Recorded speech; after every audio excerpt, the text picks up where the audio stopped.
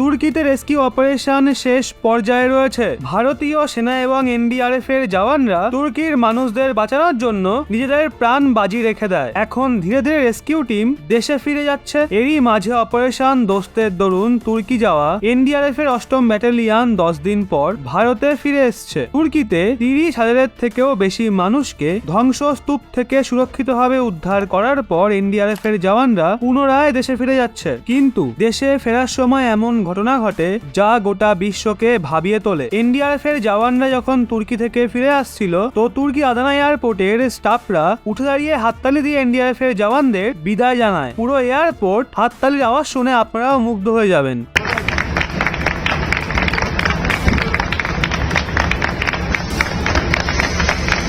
এই দৃশ্যই ভারতের মাথা গর্বে উঁচু করে দেয়। এনডিআরএফ এর এই জওয়ানরা তুর্কিতে 18 ঘন্টা ধরে কাজ করে, আহতদের বাঁচানোর জন্য কোনো খামতি রাখে না। এর ফলস্বরূপ আজ তুর্কি সম্মানের সঙ্গে উঠে দাঁড়িয়ে এই এনডিআরএফ এর জওয়ানদের বিদায় জানাচ্ছে। এনডিআরএফ এর টিম আদানা এয়ারপোর্ট থেকে ভারতীয় বায়ুসেনার স্পেশাল বিমান C-17 গ্লোব মাস্টারে করে উড়ে যায়। তারপর এনডিআরএফ এর টিম গাজিয়াবাদের হিন্ডেন এয়ারবেসে ল্যান্ডও করে ফেলেছে। হিন্ডেন এয়ারবেসেও এনডিআরএফ এর জওয়ানদের সুন্দরভাবে স্বাগত হয়। আপনাদের জানাই এনডিআরএফ এর জওয়ানরা তুর্কিতে নুরদাগ, হাতায় এবং গাজিয়ান্টেপে সিচুয়েশন সামলেছিল। এই তিনটেই ওই এলাকা যেখানে ভূমিকম্প সবচেয়ে বেশি ধ্বংসলীলা চালিয়েছে। এই জায়গাগুলোতেই সবচেয়ে বেশি ক্ষতি হয়েছে। ভারত এই এলাকায় হাসপাতাল নির্মাণ করেছিল যেখানে 24 ঘন্টা আহতদের চিকিৎসা করা হচ্ছিল। আপনাদের জানাই ভূমিকম্পের পর 24 ঘন্টার মধ্যেই ভারত তুর্কিতে সাহায্য পাঠানো শুরু করে দিয়েছিল। ভারত সব রকম বিবাদ ভুলিয়ে তুর্কি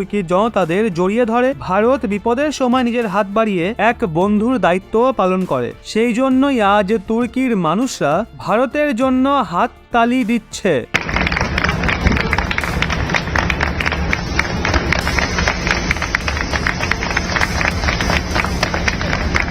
তো বন্ধুরা, এই দৃশ্য দেখার পর একজন ভারতীয় হিসাবে আপনার কতটা গর্ববোধ হচ্ছে তা অবশ্যই কমেন্টে ব্যক্ত করুন।